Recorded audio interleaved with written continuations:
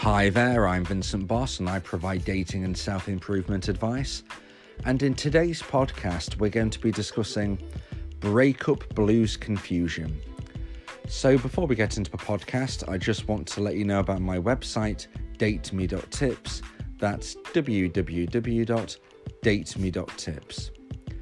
Do you need help trying to save your crumbling relationship? Would you like advice on how to try and get your ex back? Or maybe you need an action plan on how to try and get a girlfriend or boyfriend. I provide email coaching on all of these subjects and can help your specific situation. Visit my website dateme.tips to find out more details. That's www.dateme.tips. You will also find on my site the books that I've written, my clothing range and other information. So now let's get back into today's podcast, and today we are discussing breakup blues confusion. So if you are going through a breakup, in particular if you've been dumped, then you are going to be feeling a lot of confusion. You will often feel like you are going through brain fog. You will feel like you are experiencing a combination of grief and drug withdrawal. They are very difficult times and very difficult situations to try to navigate through. So in this podcast, I'm going to be giving you 3 pieces of advice to try to stick to when you are going through this breakup grief. So let's get straight into this. And number 1 is don't make rash decisions. So you're going to be feeling like your emotions are going haywire. They're going up, they're going down. You're going to be feeling a little bit better one moment, then you're going to be feeling in despair. Everything is confusing, everything is in a fog, and it is not the correct period of time to be making important decisions. So I advise you not to make rash decisions whilst you are feeling in this way. And rash decisions that you might consider during this period might be to throw things away, throwing some of the possessions of your ex away. If they're at your house, for instance, that can be a feeling you might have. Maybe you decide to completely change your look. Maybe you have a full head of hair and all of a sudden you're thinking, you know what, I'm just going to shave it all off. Okay. Maybe you think to yourself, right, all of a sudden I'm just going to go and get a tattoo. I think this is the time to do it. Or maybe you think, I really want to buy something. I'm going to make a huge purchase. I'm going to spend a lot of money on something. All of these type of thoughts is, in my belief, rash decisions that you should not be making when your mind isn't clear. For a start, going through the examples that I said, if you was to throw things away, you don't know how things are going to be in a few months' time. You've just gone through a breakup. Who knows? You might get back with your ex one day. But even if you don't, you need to be respectful to a situation. If possessions aren't yours, you can't throw them away. If you had a clear mind, you would realise you can't do that. If it's too difficult for you, I do suggest that you put possessions safely in a box and then put the box somewhere out of sight. Okay, then when you have a clearer mind, you can decide what exactly you want to do with these, whether or not you speak to your ex again, whether or not you can give them back. Like, who knows? You don't know what's going to be in the future. But what I do suggest is that you certainly don't throw them away instantly. You need to be keeping them for a while to decide the right course of action. But the next example I was giving is maybe if you've got a full head of hair and you decide to shave all your hair off. Okay. Although it is good to give yourself like a fresh look in some instances, you don't want to be doing something where the impact is going to be something which is long-standing, So let's say, for instance, you have really long hair and then you decide to shave it all off. It could take months or even years to get it to the same length it once was. So that's the type of decision that I would not make in this particular time, because you can't really reverse it easily. It's a bit different, if you want to just have a little trim, you want to look a bit sharper, you want to look a bit tidier, so to speak, that's different.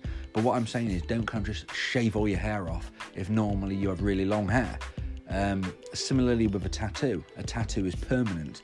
It's not a good idea to make a rash decision on something permanent when you are feeling in this way.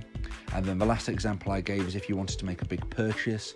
Again, you're not feeling emotionally stable. If you decide to spend a load of money on something, then it's probably going to be a regretful purchase. It sounds like an impulse buy. It's something to try to make you feel better. And although it might briefly, it probably won't in the long run, especially if you've spent all your savings. So just to kind of clarify on that, number one, my piece of advice is don't make rash decisions. So now let's get into point number two, and that is avoid social media. So this is for two reasons. One, you don't want to be seeing what your ex might be putting on social media, and you still might be connected via it. That can be very hurtful. But also, more importantly, you don't want to be caught out by typing something in a status, in a tweet, uploading something, posting something, whatever social media it is. You don't want to be caught doing something which you then regret. Okay, and with social media, it is very easy to instantly upload how we're feeling at that particular time, and all of a sudden it's there, it's up there, it's online. And if you're feeling emotionally unstable, if you're going through the breakup blues, then you might put something, you might type something, you might post something that you then regret. But unfortunately, you can't really undo what everybody has seen. Okay, so whilst you're feeling in this way, whilst you're going through the breakup grief, I do suggest you avoid social media. If you want to try to get your ex back, I've done numerous podcasts on how I suggest you try to do that, and some of them do involve social media. However, that is when you're a bit further along. That is not instantaneously. That is not when you're feeling in so much grief and going through this brain fog. So if you want to try to learn how to get your ex back, or at least give yourself the best opportunity to, remember there's no 100% guarantee way to get your ex back, but if you want to give yourself a great chance of doing it, then I do suggest you subscribe to my podcasts, because then you can familiarize yourself with my theories and ideas. I've done lots of podcasts on how I suggest you try and get your ex back. So now let's move into point number three, the third and final piece of advice in today's podcast, and that is to talk, and talk some more. Okay, when you're going through a breakup, as I said at the start, it is similar to grief. It is a type of grief. You have lost somebody, okay? You need to be going through this with other people. You should not be doing this alone. And you're going to want to talk some more. Often you'll be wanting to kind of almost go through the same points that you've already gone through 100 times before. And that's perfectly natural. It's helping your brain kind of understand and get through the situation. So you need to be talking to as many people as you can. Friends, family, counsellors, doctors. Just keep doing it. Keep going through. And if you feel that some of your friends are getting a little bit tiresome of it, okay, you've got to respect them, that they're not going through your situation, then you need to be speaking with somebody else, okay? That's why I say that you need to find as many people as possible so that you can kind of spread out your thoughts to different people. But if people care for you, I'm sure they'll make time for you, in particular your best friends and your closest family. If you feel you need additional help, then please make sure you contact a doctor and or a counsellor. They are there to help you, and it is very important you don't go through this alone. Okay, if you're ever feeling depressed, then book an appointment at the doctor. Okay, there's no shame in it. It is absolutely vital that you talk some more. And this can be a long process. Okay, I know from experience, I know from research, I know from other people that I'm friends with.